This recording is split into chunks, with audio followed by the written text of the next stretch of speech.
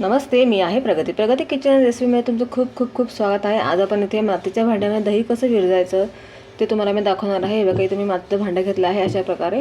आता आपण काय करायचं आहे, आपण यांना दूध छान असं गरम करून घ्यायचं, म्हणजे दुधाला आपली छान अशी उकळी आली पाहिजे. आणि मग ते दूध आपण थोडंसं कोमट झाल्यावरती दही विरजायचं आहे. आता माझं दूध हे छान गरम होतं आहे. एखादी उकळी आली की दूध छान गरम होऊन गेलं ना, किंवा आपण थोडंसं दूध कोमट झाल्यानंतर त्यात दही टाकायचे आहे. आता हे दूध थोडंसं आपण गरम करून घेऊ आणि मग कोमट करून घेऊ. हे पाहता, आपलं दूध आहे थोडंसं कोमट झालेलं आहे. आता आपण हे याच्यामध्ये टाकून घेऊया. जास्त गरम दुधामध्ये तुम्ही टाकू नका, थोडंसं दूध कोमट होऊ द्या आणि मग त्याच्यामध्ये दही टाका. इथे मी बघा, पहिले दही विरतलेलं होतं मी इथे खापच्या खाप मस्त दही आलेलं आहे माझं. तुम्हाला मी आज मातीच्या भांड्यामध्ये दाखवणार आहे आणि स्टीलच्या भांड्यात पण तुम्हाला दाखवेल मी कसं विरजायचं. तर आज आपण मातीच्या भांड्यामध्ये विरजणार आहोत दही.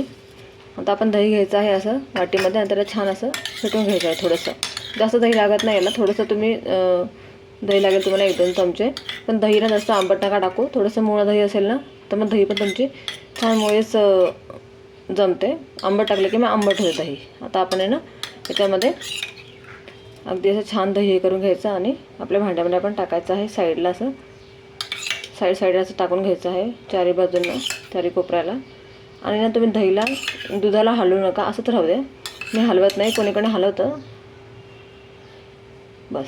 आता आपण दही टाकून 7 ते 8 तासाकरता किंवा रात्रभराकरता तुम्ही दही विरजत ठेवू शकता. आणि नंतर तुम्हाला मी दाखवते कसं दही जमतं आहे. याच्यावर झाकण ठेवायचं आहे आणि आपण याला ठेवून देऊया. हे याच्यावर झाकण झाकून आपण याला आता ओव्हरनाईट ठेवून देऊया. हे बघा, आपली दही आता छान मस्त जमलेली आहे. तुम्ही पाहू शकता की ते मस्त खापचे खाप आलेले आहे.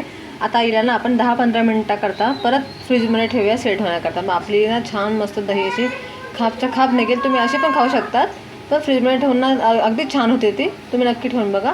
आता आपण 10-15 मिनिटांनंतर तुम्हाला दाखवते मी कशी बनते ती फ्रीजमध्ये ठेवल्यानंतर. हे बघा, 10-15 मिनिटं झालेले आहेत. मस्त सेट झालेले आहे आपली दही. तुम्हाला मी 1 चमचा काढून दाखवते. हे बघा, अगदी मस्त खापच्या खाप आलेले आहे. तुम्ही पाहू शकता किती मस्त दिसते दही आपली बिलकुल. आणि आपण ना अशा मातीचं भांडं टाकल्यामध्ये पाणी पण राहत नाही, म्हणजे मातीचं भांडं पाणी पूर्ण सोकून घेतं आणि अगदी छान आपल्याला अशी खापच्या खाप दही येते आणि खायला पण खूपच छान लागते. ही तुम्ही पाहू शकता, मस्त खाप आलेली आहे आणि बिलकुल काही आंबट लागणार नाही. तुम्ही विरजण टाकताना जास्त आंबट टाकू नका, म्हणजे तुमची दही पण छान तयार होईल. जर तुम्हाला माझी आजची रेसिपी आवडली असेल तर माझ्या रेसिपीला नक्की लाईक करा, चॅनलला सबस्क्राईब करा आणि शेअर करायला विसरू नका. बाय.